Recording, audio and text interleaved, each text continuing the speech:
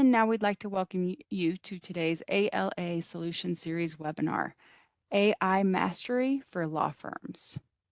Before we begin, I'd like to say a special thank you to today's sponsor, Innovative Computing Systems, first choice legal technology partner.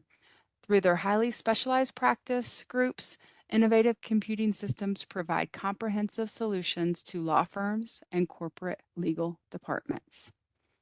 We are excited to be joined today by Eric Hoffmaster. Eric is the Chief Operating Officer at Innovative Computing Systems. He has held many roles in his 16 years with Innovative and is actively involved in the managed service provider community. Welcome, Eric. We look forward to see what you have to share with us today. You can go Thank you, ahead Joy. and take it from here. All right. Is everyone excited to learn about AI today? Yeah, well, let's get started. I'm going to go ahead and share my screen here, and we will get started here. All right, AI Mastery for Law Firms. Now, before we get started, there's a QR code on your screen. If you don't already have the webinar guide, I encourage you to take a moment, get that QR code. It'll take you to a website. You can download our webinar guide. The guide will actually take you through a lot of what we're going to be talking today. We're going to talk about the journey of AI. It's got some fields you can fill out to kind of prepare and work along with me. So I'll leave that on the screen for just a second. Go ahead and capture that, get the workbook, and work along with me. So I'm really excited to have everybody here today. As Joy mentioned, Chief Operating Officer of Innovative Computing Systems. Let's get right into it. I do want to hold all questions to the end, but I do want this to be a very interactive thing. Have your questions. We're going to have a great conversation. So let's get into artificial intelligence. Now, when we say artificial intelligence, we're talking about generative AI, the new ChatGPT style, the new technology with AI. So we're just going to call it AI for the purposes of this webinar. So we're going to start out by talking the benefits. Why AI? What's AI going to get me? And then we'll talk about the fears and the risks. Beyond that, we're going to talk about how to overcome those fears and mitigate those risks to safely use AI. We're going to talk about the strategy of not just you using safely AI, but what does that look like in a law firm? What does a typical journey look like?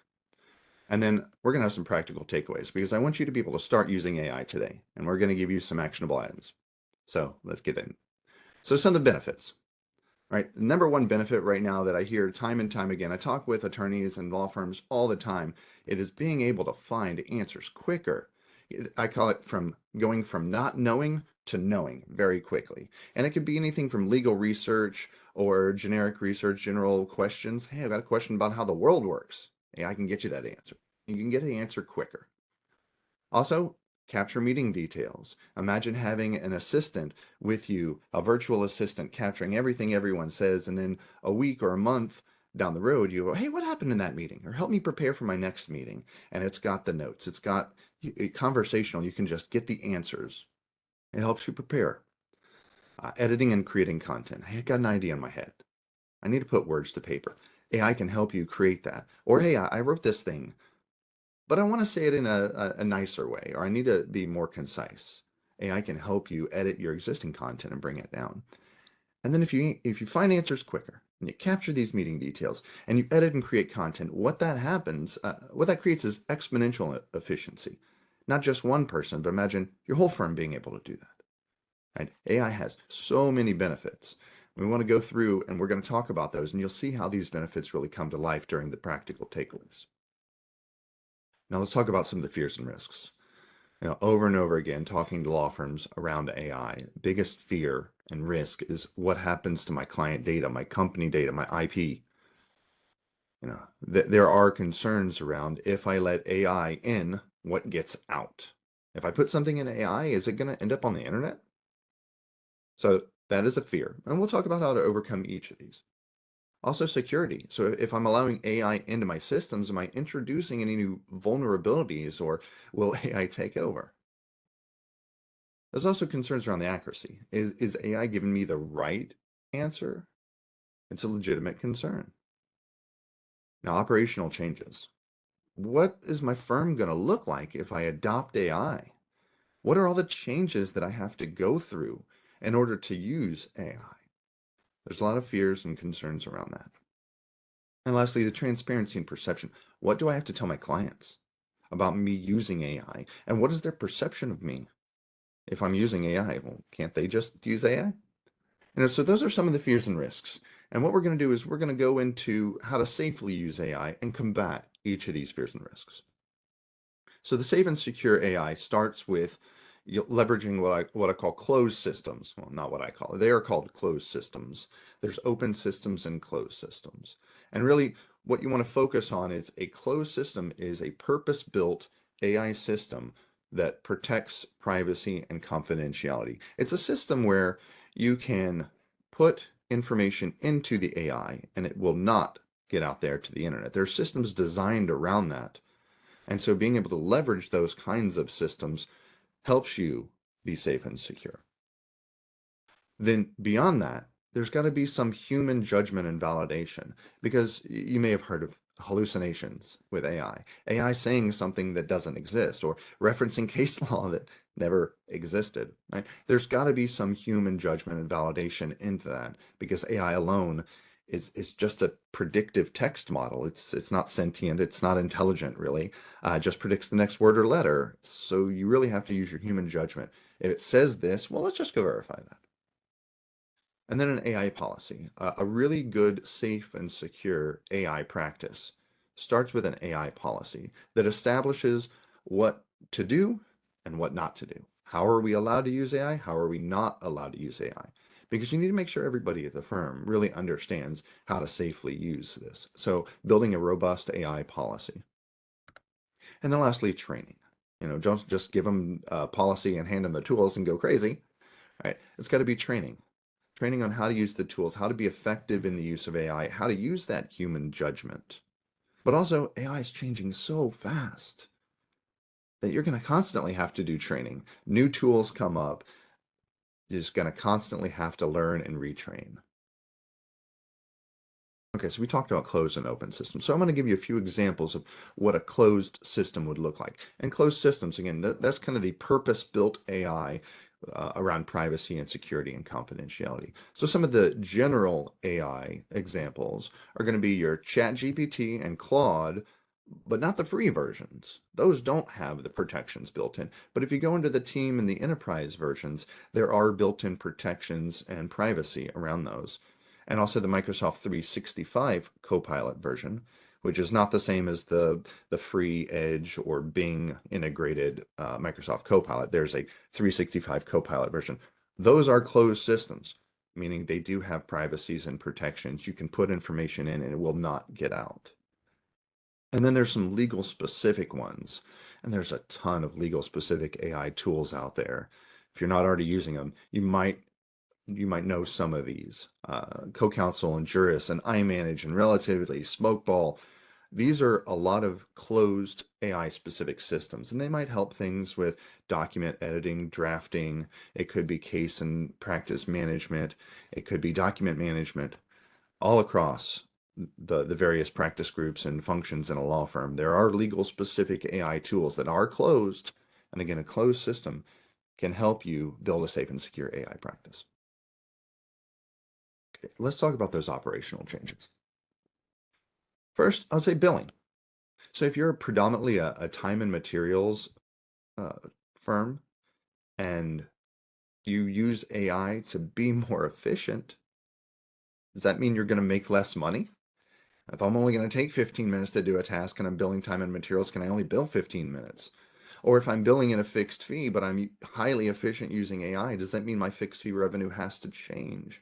So there are some billing implications that we have to think through, and how's the firm going to look? Secondarily is value add services. If we're going to be more efficient, how can we continue to deliver a higher amount of value so that those billing changes don't affect the top line? And workflow changes in different practice groups, different things that different people are doing. What is going to have to change? What tools are we going to use in AI?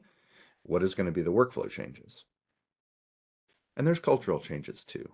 Is AI going to take my job? Am I going to be replaced by AI? This attorney can do this, or this associate can do this. Does that mean we need less people? There's going to be cultural changes, and there's a lot of fear around the cultural changes when someone adopts AI. And then we'll move into more of the transparency. So being able to say, hey, the ABA published Formal Opinion 512, and it talks about AI. It talks about your responsibility to disclose AI and the use of AI to your clients. Well, what do you need to do? What specific things does your firm need to do to be transparent in using AI and educate your clients on the use of AI and how you're going to deliver that result? These are all operational changes that has to be worked through. And there's no one formula that fits every firm. But these are some of the changes we need to think through as we're considering adopting AI. So then we'll move into the strategy thing. So what I want to do now is kind of take you through a typical implementation of AI in a law firm. And when I work with law firms doing this, this is typically what we see. And it starts out with the biggest one, which is buy-in and consensus. The firm leadership, whether it's the name partners, managing partner, technology committee, they have to agree that we're going to actually do this. And then we move into the strategy and planning. This is, okay, I want to map out what does an AI implementation look like? How are we going to do it safely and securely? What policies do we need? And then we're going to work on getting AI into the hands of a small few people. Let's do some testing. And then we're going to expand that out, different practice groups, different roles, and then ultimately a firm-wide deployment. So this is kind of the path. And we're going to go through each one of these real quick. So if you look at buy-in consensus, this is the most critical element of getting started with AI because they have to agree that, yes, we've talked about all of the benefits, similar to what we did here, but much, much deeper. Talk about the benefits. What are we going to get out of AI? What is our firm going to look like? Also, let's talk about those fears and risks. Let's have it out. Make sure that everybody gets to express their fears and their risks. And then just like we did here, is talk about how do we overcome each of those? How do we overcome the fears and mitigate the risks so we can use AI safely and securely in our firm? And there's some stuff in the workbook that kind of goes along with this too. Again, if you don't already have the workbook, QR code in the bottom left, grab the workbook. You can work along with me. And then we'll move into phase two. We'll talk about strategy and policy. And that's before you actually start using AI, you got to think through what are things going to look like in my firm? How do we actually use AI safely and securely? And so how's an attorney going to use it versus other roles? Or which practice groups are going to use which of these AI tools? Because you saw that list of legal specific ones, and that's not all of them. How are we going to use the tools? What tools are we going to use? And then what operational changes are necessary? And it kind of went through some of the operational changes around billing or transparency or client education. This is where you should spend the most amount of time to get it right, is actually sit through and say, what are my do's and don'ts? What are my policies? How are people going to use it? What are the end results we want? Spend time here because this is the most important step after you get buy-in and consensus. And then we can move into developing your strategy, which is a document, roadmap. You want to focus on that privacy, confidentiality, and security. You want to develop that policy, like I mentioned. And then here's a cool thing, appoint the AI champion. And when we work with firms like this, it's so very important to have someone inside the firm to really kind of step up and lead the AI effort. Because if you use a third party, such as Innovative Computing Systems or someone else to actually help you along this journey, and then we step out, you need to be able to continue on your own. And so appointing an AI champion from inside the firm to help kind of lead from the inside is a very important element in making sure your AI adoption strategy goes off. So the initial pilot, create a small group of users. And what we typically recommend for the small group is including the AI champion that we just talked about, but also different roles in the firm. It could be the firm admin, it could be a managing partner, associate, paralegal, some kind of different roles so that you can get a few different people understanding how it works. And then test the workflows and limitations. And I say limitations specifically because if you choose one AI tool and you start working through it, you're going to start to understand what the limitations of that tool is, and maybe you need a different tool. Like maybe a general AI tool you're using is not really great at document drafting, and we need to go with a Spellbook, DraftWise, Smokeball, something like that. You'll start to understand those limitations and start to explore the different tools that fit best for your workflows and your firm. And then we're going to expand the pilot. We're not going to go all the way yet. We're just going to get a little bit bigger of a group. And the reason I recommend doing the initial pilot into an expanded pilot is a few reasons. Yes, we got the larger group and you have different roles of the firm. You continue to do the education and coaching. Your initial pilot group now has kind of the AI muscle built up. They're starting to use AI. The champion now has experience who can help the expanded pilot group with any questions and answers so they can provide that continued education and coaching as well. And this is where we can implement additional tools. Stick with the one at first, find the limitations, then start adding on. And in the expanded pilot group is a great time to start introducing some of the other elements, some of the other tools. And then we move into the firm-wide deployment. That's kind of the panacea here. We want to be all the way in. So you're going to deploy the AI tools. You got to monitor, make sure people are actually using it, and we're getting that benefit that we set out at the initial strategy. And then adapt, because AI is rapidly evolving. Every day, AI is different. So we're going to have to adapt with the future of AI as well. And that's kind of how we see strategy from initial, hey, I have a thought about AI, I have a conversation around AI, to actually deploying it. So how long does that typically take? When we work with firms, it's varied, but there's kind of a general formula that we typically see. We get the phase one, which is that buy-in and consensus. And that can be a single meeting. It could be 2 weeks. It depends on the size, the complexity, some of the fears and the risks, because we have to talk through it. We have to get that buy-in. And so sometimes that does take a little while. And the second part is we go into that strategy and policy. And this we really need to get right. So take your time here, 2 to 3 months. We're going to outline the policies. We're going to look at the tools. We're going to make the selections. We're going to make sure we write down how we're going to stay safe and secure with AI. And then the small pilot, generally 2 to 3 months, because we're also going to take our time, start doing little incremental additions of AI into the workflows, start to understand the functions, the limitations. And then we move into the expanded pilot, maybe a little bit less time there. And then in the firm-wide deployment, deploying it doesn't take that long, but you're going to constantly have to monitor and adapt from there. So this could be 3 months, it could be a year, depends on the size and complexity of firms, but it kind of typically follows this map. Okay, so practical takeaways. I want you to be able to start using AI today, and so we're going to get started. Now, again, if you don't already have the guide, the QR codes in the bottom left, grab it. We're going to talk about prompting and how you can actually start using AI today.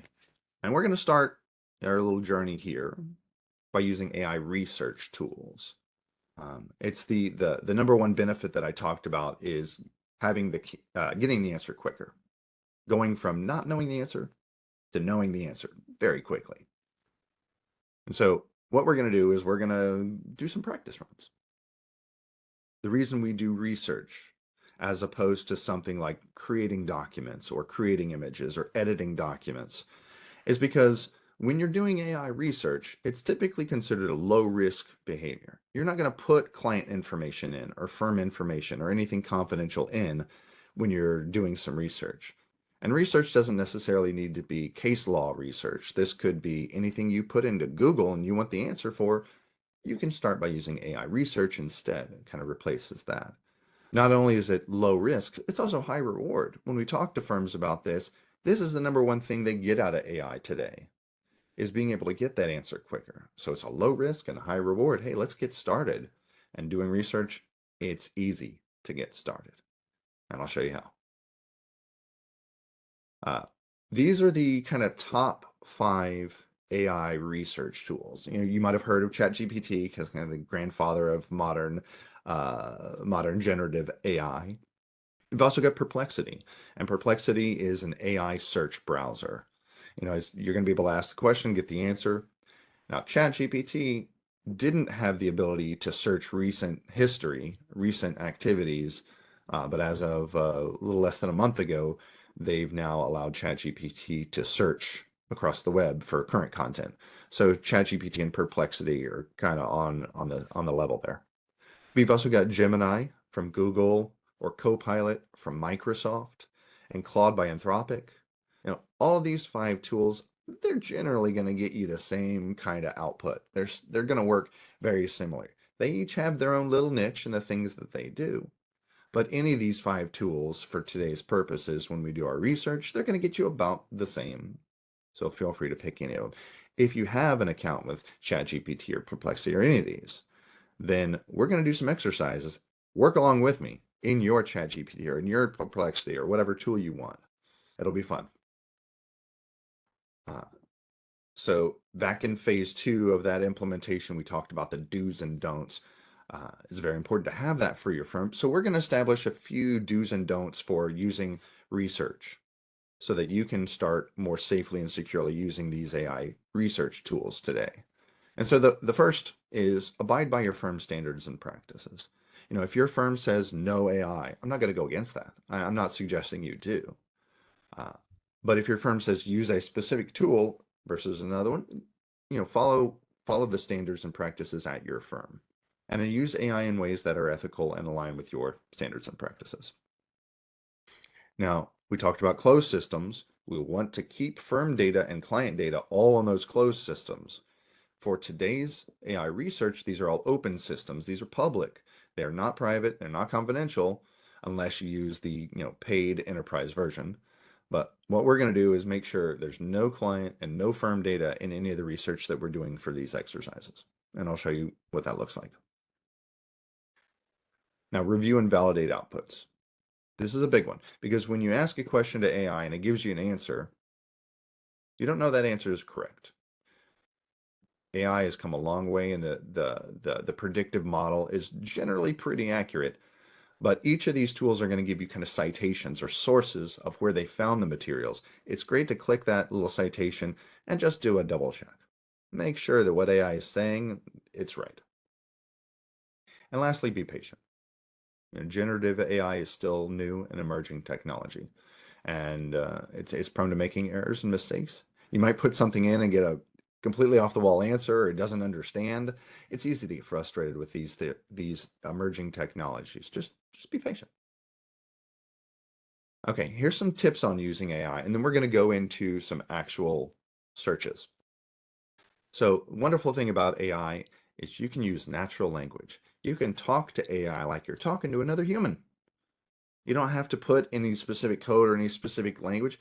You can actually just like you talk to another person. You're talking to the internet. You just talk to your computer, whether it's through voice, because some of these AI tools use voice for inputs and some only use text. But you don't have to worry about spelling or grammar or capitalization or punctuation. AI figure it out for you.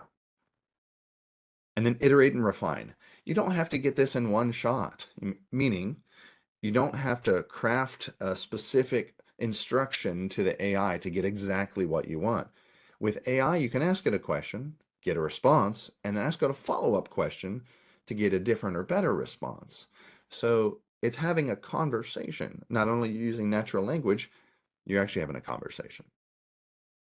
Now, these AI tools are, whether it's ChatGPT, Perplexity, Gemini, Claude, these are all kind of generalists.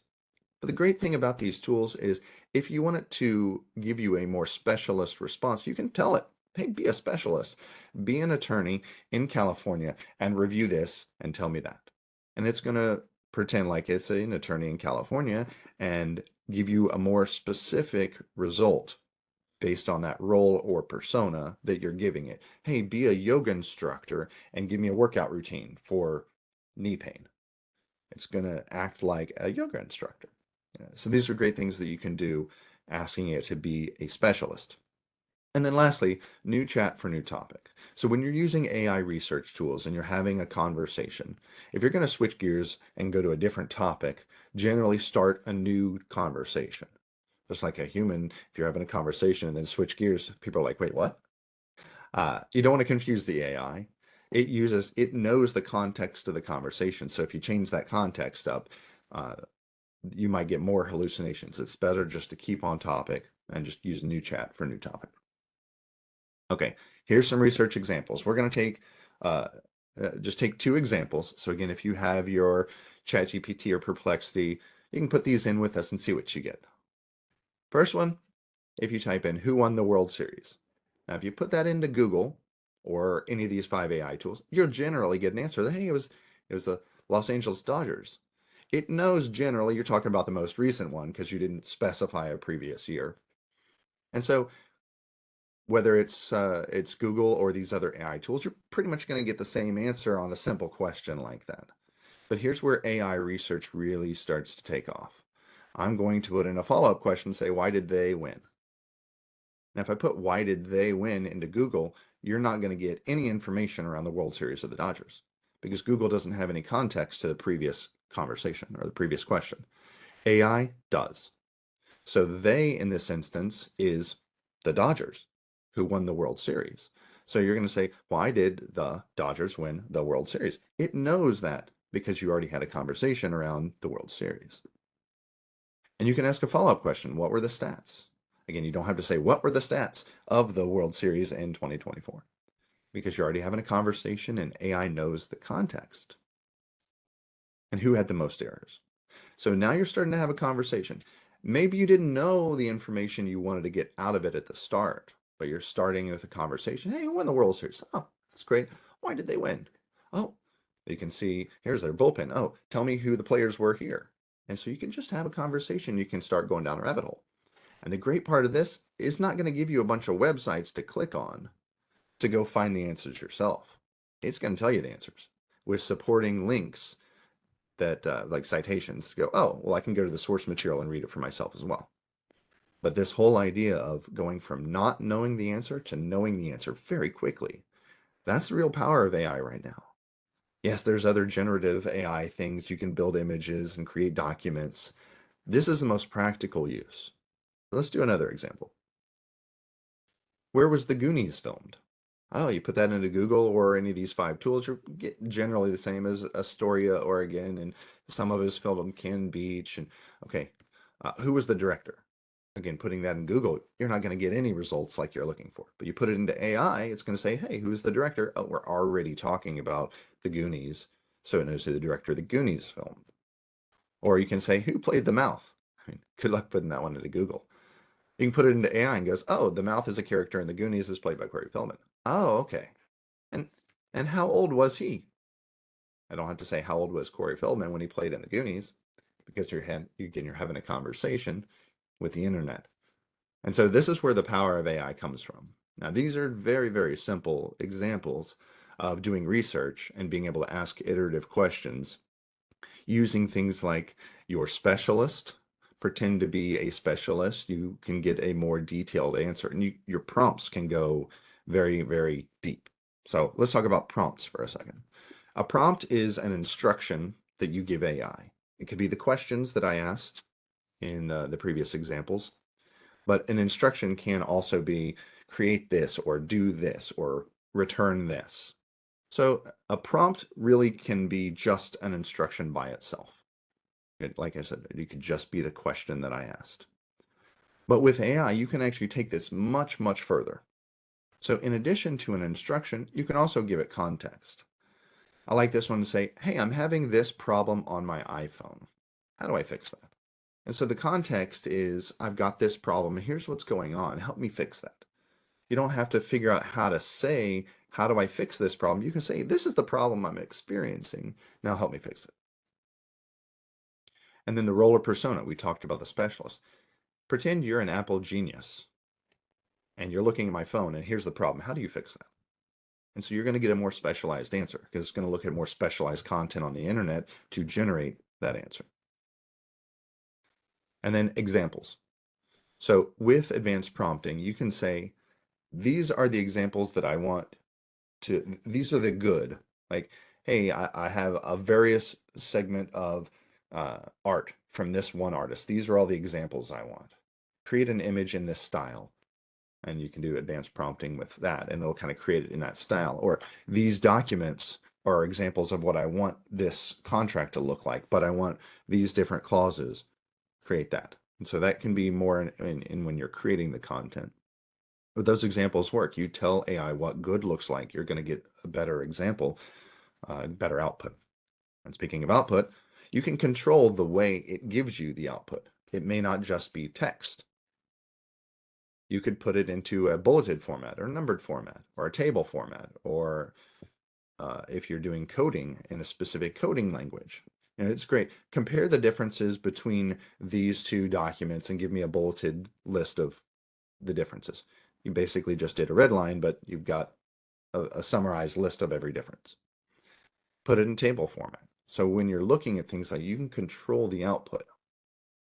And one of my favorite things around advanced prompting is when you're talking to AI, tell AI to ask you clarifying questions. Hey, I want this thing created, or I want this. Ask me any questions to make this great. Ask me any questions that you need to help complete this. Seems counterintuitive, but AI will actually say, okay, well, I need this, this, and this. Fill in this information, and it'll create or generate whatever you're looking for. Then ask it the clarifying questions. So, like I said, I went through the content relatively quickly because I want this to be very interactive, lots of questions and answers. So let's have it.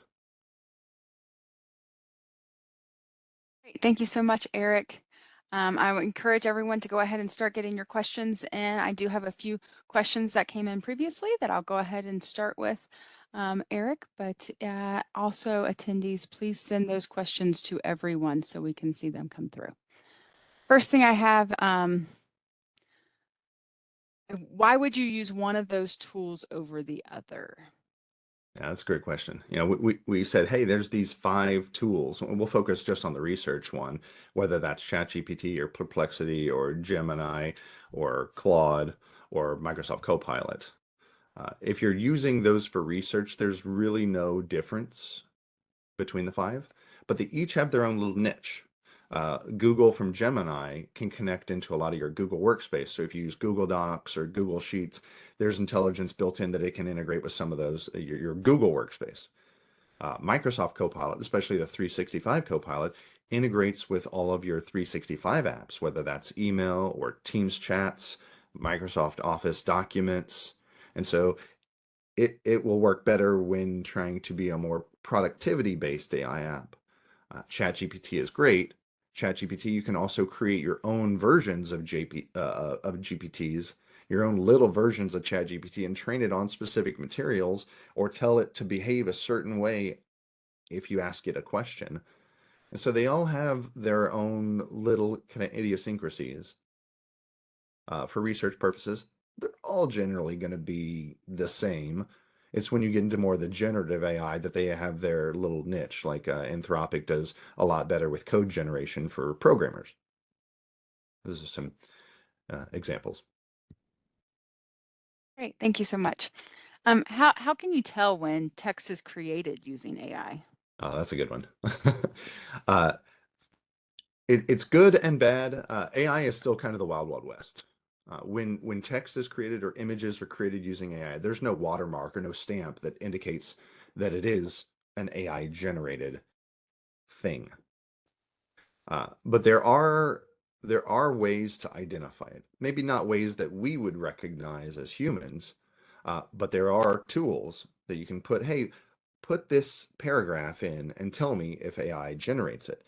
Because AI is it's a predictive model. It knows the next word in a sentence with a great degree of accuracy, but it uses kind of the same patterns over and over again. So if you put a section of text into one of these the AI tools. I'm trying to think of the name, but basically it's an AI detection tool. It'll say this is likely created with AI to a percentage probability. Same thing with AI images. If you ever question whether an image is real, you can go to a website called AI or Not, and there's a few of them, AI detection tools that it'll say, oh, yeah, that's probably AI. We might not be able to tell by looking at it with our own eyes, but using detection tools will help us get there. Lots of really great questions in chat too. Yeah, great. Thank you. Um, how do you know the information you are getting is correct? Oh, that's a wonderful one. AI hallucinations. If you don't know about AI hallucinations, I encourage you to ask AI, what is an AI hallucination? Put it in ChatGPT, put it in Perplexity. Ask it, what is hallucination? And because AI is a predictive text model, it doesn't know what it's talking about. It's not intelligent. And so when it spits out information, it's really hard to tell whether that information is accurate or not. And that's where that human judgment piece comes in.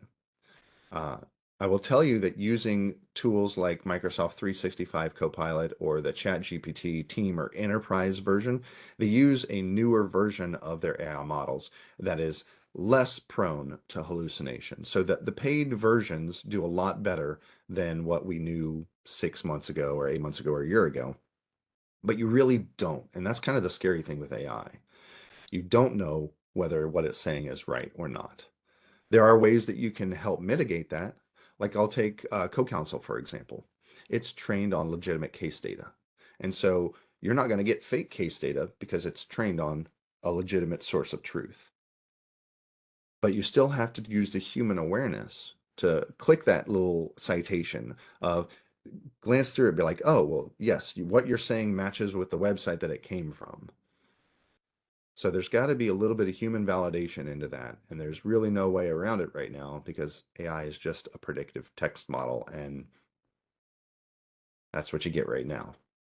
They are working on ways to make it better, but the human validation is going to be very, very important to making sure your AI, either generative AI, the text that you create, or the research that you're doing is accurate. Thank you so much. Can you give a little more insight of which of the programs keeps documents uploaded private versus public? Absolutely. This is kind of the foundation of being able to use AI safely and securely, is using a system that is built around those privacies and protections. Let's take Microsoft 365 Copilot. Microsoft 365 Copilot is specifically for those of you in the Microsoft 365 ecosystem or cloud. But Microsoft has pages and pages of documents on how it protects your security, not only from making sure that none of the documents and none of the prompts that you enter gets outside of your Microsoft environment, but also that if everybody in your firm has access to the Microsoft 365 Copilot, they're not going to give anybody access to documents they don't already have the permissions to. So it's got two layers in there. It protects the privacy, confidentiality, and security of the information going out to the internet, but it also protects that from people who don't have permissions to access the files. Now, that's Microsoft's big deal right now.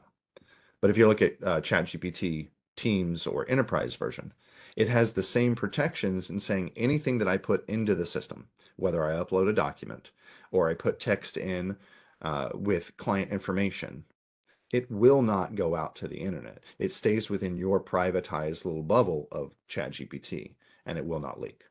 And so when doing reviews of these various AI tools, it's important to understand what their security posture is. What do they do with your data? And so I put some examples of those closed systems. In a closed system, you can still have varying degrees of safety from there. But a closed system is a good foundation to start building a safe practice on. But you also have to understand the security of the tools you're going to be using. Thanks for Good. that, Eric. Yeah. Let's go on to this next question. Is there state bar approved language to include in client retainer agreements disclosing AI use? That's wonderful because I mentioned it earlier. The ABA formal opinion talks about your requirement to disclose. And it doesn't necessarily mean you are required to disclose. It depends on the situation. But I encourage you to read it came out, the formal opinion 512 came out in June, I think somewhere around June.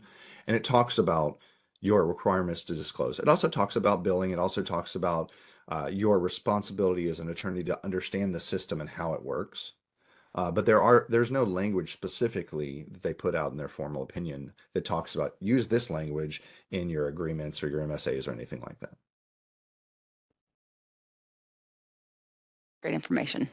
Another question. So this is kind of long. I'll read through all of it and let me know if you need to repeat anything. But when a contractual provision is generated by AI, will AI respond to prompts to improve the language originally generated? For example, can you prompt it to revise so that the provision favors one party over the other? Excellent. That's a great question.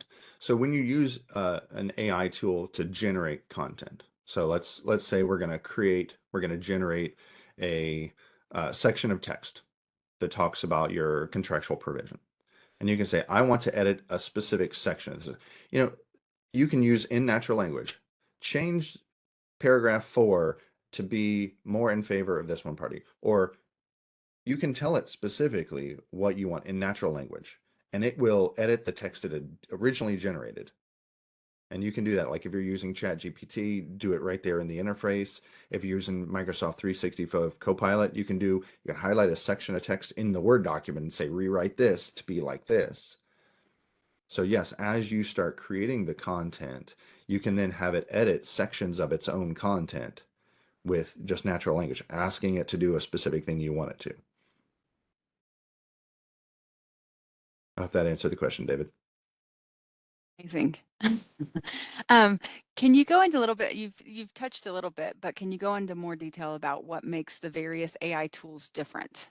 Yeah, absolutely. So I would say ChatGPT was kind of the foundation. And ChatGPT, it runs ChatGPT also runs Microsoft 365 Copilot for now. So like when Microsoft 365 Copilot is built, its model is built on the ChatGPT base. They are basically the same. And so there's not a lot of differentiation in the underlying AI model. But what ChatGPT can do over Microsoft, like Microsoft can integrate with your applications. It can integrate with PowerPoint. It can integrate with Word documents, your Outlook. It can help you draft emails. ChatGPT can't really do that. It's a standalone. It's not integrated to those applications. And so when we're thinking about workflows and thinking about what we want to accomplish with various AI tools, we have to say, how connected do we want it? You know, for a 365 Copilot, I want my attorneys to be able to draft emails or edit emails or be able to record Teams messages, transcribe them, and ask questions after the fact. ChatGPT can't do any of that. But Gemini, if you look at Gemini, Gemini would do the similar thing as Copilot does, where it integrates with Google Sheets and Google Docs. So if you're on the G Suite, that would be a better tool to use for your Google environment versus a Microsoft for the Microsoft environment. Or a lot of programmers will use Claude from Anthropic because it does a lot more in-depth coding and generation of coding language of actual scripts. So there are small little niches that each one play. So as you go further into the generative side of AI, one of those tools will emerge as a better fit for your business based on what benefit you're looking to get out of it. Thank you, Eric. Can you talk a little bit about how many law firms you are currently working with on implementing AI? Yeah, that's a great question. We have about 7 different law firms in various different stages of that journey where we've gone through and helped them create the policies.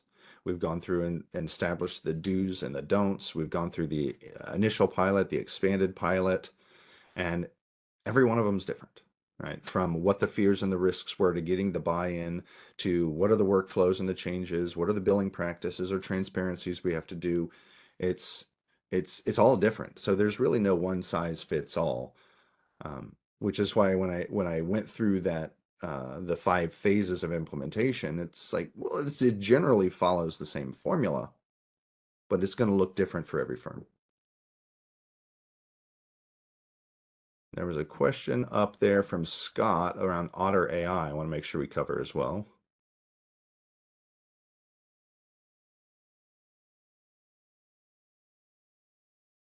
So Scott says, as a note-taking assistance app, I'm using Otter AI to transcribe what is being said during the presentation into text. That's awesome. Otter AI is a great tool. It follows with like the Zoom AI functions or the Microsoft 365 Copilot with Teams, where it takes this meeting or any meeting where people are talking, it'll actually transcribe. And it'll know one speaker from another based on the voice. And if you use something like a 365 Copilot that's integrated with your Microsoft ecosystem and you have internal people on the call, it'll know what person said what. And it's all transcribed. And then anybody can ask questions. Hey, who said this thing? Or what are my action items? Or summarize this meeting in 3 bullet points. Whether that's Otter AI or Fathom or various different AI tools for meetings, that is a huge benefit right now to using AI. I want to make sure that whatever tool you use, I mentioned 4 of them, but there's a ton out there. Whatever tool you use follows the security protocols for your firm because you're going to have potentially calls with clients where confidential information is being disclosed. You want to make sure that's a closed system that whatever happens in that world doesn't get out to the internet. So making sure that's a closed system. Thank you. A few more questions coming in. What would you say is the biggest challenge when implementing AI in law firms? I love that question. Uh, I would say phase one, getting buy-in. uh, Lots of strong personalities in law firms, and not everybody has the same opinions around AI. There's a lot of fear out there to the point where some firms just disable all AI and nobody is open to it. But maybe one partner is, and they're trying to get everybody else to open up. So a lot of times that initial phase one, getting buy-in, is the most challenging.